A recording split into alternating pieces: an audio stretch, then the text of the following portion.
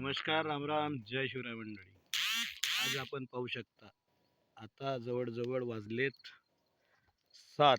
7 वाजल्यानंतर देखील आपण पाहू शकता कशा प्रकारे धुई प्रत्येक गावामध्ये महाराष्ट्रात पडलेली आहे. व तुरीचं पीक यंदा खूप जोमदार अवस्थेत होतं.